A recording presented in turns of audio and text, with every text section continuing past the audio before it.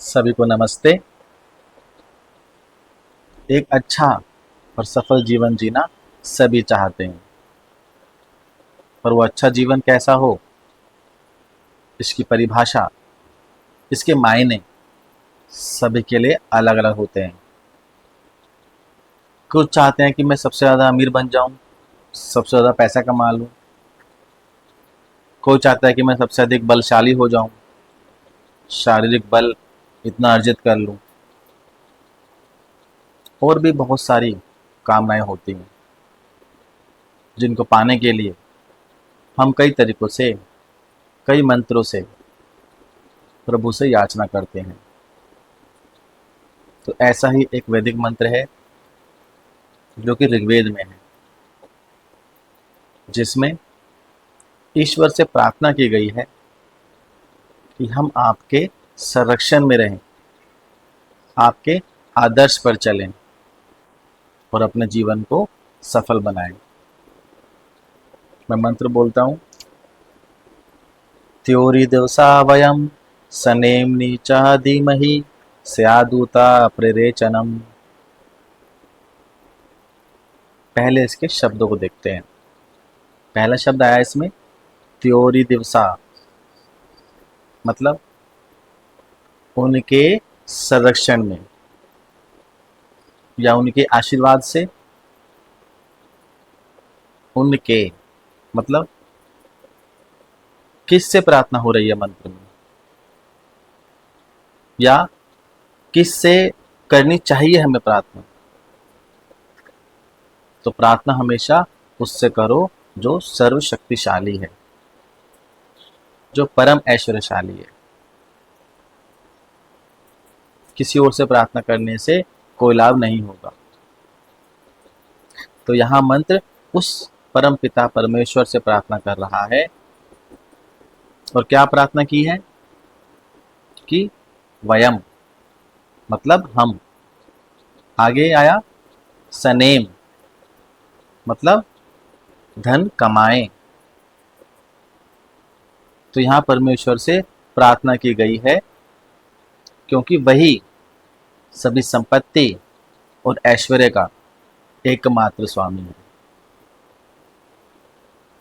हे प्रभु, हम आपकी तरह ऐश्वर्यशाली बन जाएं और सत्य मार्ग पर चलते हुए खूब धन कमाएं। आगे निधि मही अर्थात अच्छे से उस धन को जोड़कर रखें भी। निर्धनता एक अभिशाप है और हम निर्धन होते हैं अपने आलस्य के कारण। और जैसे तैसे संतोष कर लेते हैं कि अच्छा है, क्योंकि धन मनुष्य को परमात्मा से दूर कर देता है, ऐसा बोलते हैं ना। बल्कि सच तो यह है कि धन मनुष्य को परमात्मा के नजदीक पहुंचने के ज्यादा अवसर देता है। और यदि हम उन अवसर का उपयोग ठीक नहीं कर रहे तो ये धन का दोष नहीं, बल्कि हमारा है। मंत्र का एक भाग हमने समझ लिया, पर दूसरा भाग नहीं समझा तो प्रार्थना गलत हो जाएगी। सिर्फ लेना देना समझ लिया है अभी हमने। आगे देखिए, अगले भाग में आया प्रेरेचनम, प्रेरेचरम शनम अर्थात रिक्तीकरण। खर्च भी होता रहे। ऐसे देखो कि जरूरत से ज्यादा धन संपत्ति हमें कुमार के रास्ते पर ले जा सकती है,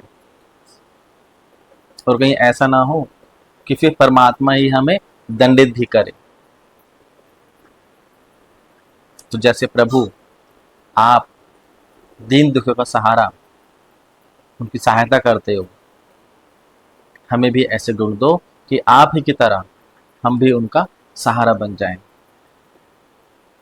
समाज के कल्याण के लिए कुछ काम कर सकें, अपने धन का सदुपयोग कर सकें।